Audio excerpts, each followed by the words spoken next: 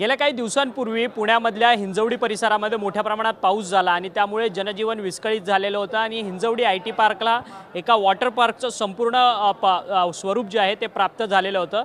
आज याच हिंजवडीच्या पाणी भरण्याच्या प्रश्नांवरतून मुख्यमंत्र्यांनी बैठक लावलेली होती। या संपूर्ण बैठकीला पिंपरी चिंचवड शहरातील आणि हिंजवडी IT पार्कमधील जे लोकप्रतिनिधी आहेत ते आणि त्याचसोबतच IT पार्कमधले कर्मचारी उपस्थित होते। आपल्यासोबत हिंजवडी IT पार्क ज्या विधानसभा मतदारसंघात येतं त्या विधानसभा मतदारसंघाचे आमदार शंकर मांडेकर आपल्याबरोबर आहेत। शंकर मांडेकर जी आज मुख्यमंत्री देवेंद्र फडणवीस यांच्या उपस्थितीत ही संपूर्ण बैठक झाली। पालकमंत्री अर्थात तुमचे नेते अजित पवार हे देखील उपस्थित होते। बैठकीमध्ये प्रामुख्याने कोणत्या गोष्टींच्या संदर्भात मुख्यमंत्र्यांकडून निर्देश देण्यात आले, कारण की संपूर्ण रस्ते जलमय होतात? खरं तर या मीटिंगमध्ये मुख्यमंत्री महोदय होते, पालकमंत्री अजितदादा पवार होते, यांच्या माध्यमातून सर्व आम्ही 3 आमदार होतो आणि PMRDचे आयुक्त, पुणे महानगरपालिका PCMचे आयुक्त, सर्व खात्याचे प्रमुख होते। त्यामध्ये खऱ्या अर्थानं जी समस्या पाऊस काळात तयार झाली की सर्व रस्ते जलमय झाले आणि IT पार्क जलमय झाल्याच्या बातम्या येत होत्या, त्यावर उपाय म्हणून या ठिकाणी भविष्य काळात जे काही रस्ते असेल त्यावर येणारं पाणी असेल आणि त्या रस्त्याची चांगल्या पद्धतीने दुरुस्ती करणे किंवा नवीन रस्ते बनवणे आणि ट्रॅफिक ह्या विषयावर खऱ्या अर्थाने चर्चा आली आज। परंतु ही संपूर्ण जो प्रशासनाचा बोजवारा उडला आहे, अर्थात IT पार्कमधल्या रस्त्यांवरचे खड्डे असतील किंवा नालेसफाई झाली नाही, अशा अनेक प्रश्न या बैठकीमध्ये उपस्थित झालेले होते। कोणत्या अधिकाऱ्यांकडनं ही सगळी यंत्रणा फेल गेलेली आहे? कारण की कोण जबाबदार ठरवलं गेलं? कारण की आपण अनेक माध्यमांमध्ये पाहिलेलं होतं, संपूर्ण बस वॉटर पार्कमधून जशी जाते तशा पद्धतीने रस्त्यावरती पाणी भरलेलं। ही वस्तुस्थिती आहे, कारण की ज्यावेळेस पूर्वीचे MIDC झाले त्यावेळेस MIDC जे रस्ते होते ते मोठे होणं अपेक्षित होतं, पण ते रस्ते खूप छोटे आणि त्यात मेट्रोचं काम चालू आहे। त्यामुळं काम रोडावर रोड पडला, जे साईडचे गटर होते ते बुजले गेले, काही बिल्डर लोकांनी जो त्यावर अतिक्रमण केले, जे पाण्याचे पूर्वीचे स्रोत आहेत ते नैसर्गिक नाले आहेत त्याच्यावर अतिक्रमण झाले, म्हणून खऱ्या अर्थाने ही समस्या तयार झाली। आणि ज्यावेळेस आता बाकीच्या ठिकाणी कन्स्ट्रक्शन झालं त्यामुळे रोडची उंची कमी झाली आणि साईडची 2 बांधकामं आहेत त्यांची उंची वाढल्यामुळे खऱ्या अर्थाने पाणी रोडवर उतरलं आणि हे डांबरी रस्ते असल्यामुळं पाणी ते खराब झाले। पुणे पालकमंत्र्यांची यामध्ये भूमिका काय? कारण की ते अर्थात तुमचे नेतेसुद्धा आहेत, अजित पवार राज्याचे अर्थमंत्री आहेत, पुण्याचे पालकमंत्री आहेत, त्यांनी आपली भूमिका काय स्पष्ट केली आणि त्या ज्यावेळेस हा सगळा पाणी भरलेला होता त्या सगळ्या परिसरात जाऊन देखील त्यांनी पाहणी केली? हो, आम्ही त्यांचे प्रतिनिधी म्हणून खरं तर ही जी समस्या तयार झाली त्या स्वतः आम्ही सर्व विभागाच्या PMRD, MIDC, PWD, जिल्हा परिषद, ग्रामपंचायत आणि त्या भागातल्या संस्था या सर्वांच्या माध्यमातून या ठिकाणी व्हिजिट दिली, त्या भागातल्या हे जी परिस्थिती उद्भवली ह्याची कारणं शोधली आणि त्याच्यावर उपाय म्हणून खरं तर ही मीटिंग आयोजित केली होती। आणि त्यामध्ये मुख्यमंत्री होते, परंतु दादांनी सांगितलं की भविष्यकाळात यावर कोऑर्डिनेशन करून संबंधित अधिकाऱ्यांची मीटिंग घेणार आणि हे प्रश्न तडीस नेणार। खरं तर त्या भागातले खरे महत्त्वाचे प्रश्न आहेत रस्त्याचे।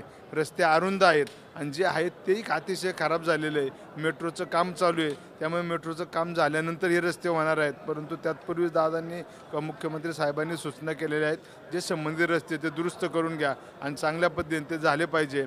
आणि हे रस्ते आत्ता आपण पाहतोय अरुंद आहे, ह्याच्यावर बजेट पडलेलं आहे, परंतु त्यासाठी जागेची जी मागणी आहे किंवा जी जागा आपल्याला पाहिजे ती जागा मिळवायची असेल तर शेतकऱ्यांशी चर्चा केली पाहिजे, त्यांना त्या जागेचा मोबदला मिळाला पाहिजे आणि तो मिळवण्यासाठी आम्ही शेतकऱ्यांबरोबर चर्चा केली। शेतकरी त्याच राजी तयार झालेले आहेत आणि भविष्यकाळात थोड्या दिवसात त्यांची मीटिंग लावून या ठिकाणी संबंधित शेतकऱ्यांना विश्वासात घेऊन त्या जागा ताब्यात घेऊन चांगल्या पद्धतीने रस्ते केले जातील। एक शेवटचा प्रश्न, परंतु या सगळ्या व्यवस्थेला जबाबदार कोण? कारण की नागरिक वेगवेगळ्या ठिकाणाहून त्या हिंजवडी IT पार्कमध्ये कामाला येतो आणि कामाला जात असतानाच त्याला ह्या त्रासाला सामोरं जावं लागतं की जशा पद्धतीने रस्ते भरले आहेत त्या रस्त्यातून वाट काढणं, ट्रॅफिक जाम होणं, रस्त्यांमध्ये खड्डे, अपघात होतात, काही वेळा मृत्यू देखील झालेत अशा अपघातांमुळे।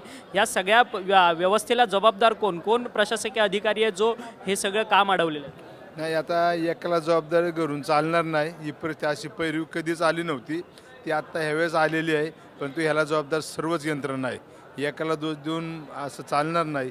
परंतु PMRD आहे, MIDC आहे, ह्या दोन्ही लोकांच्या चुका आणि त्यात ज्यांनी जे सँक्शन दिलं, जे खऱ्या अर्थानं जी बिल्डिंग काही स्थानिक बिल्डर लोकांना जे सँक्शन दिलं ते ओढ्या नाल्यावर झालं, त्यामुळे ओढ्या नाल्याचे स्रोत बंद झाले आणि ही परिस्थिती उद्भवली.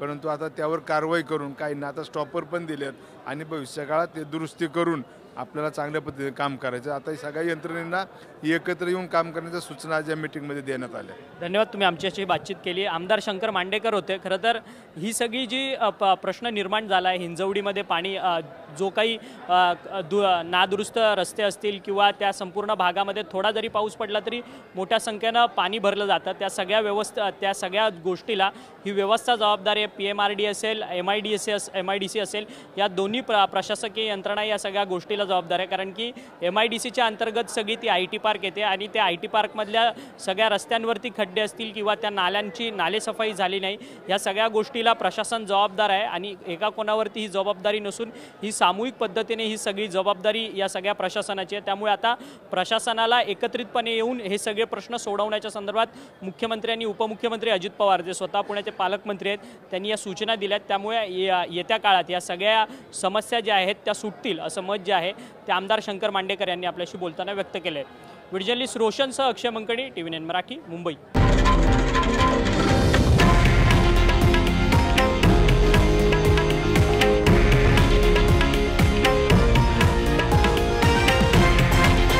हे आहे देशातील नंबर 1 न्यूज नेटवर्क आणि आपण पाहत आहात TV9 मराठी, एकमेव.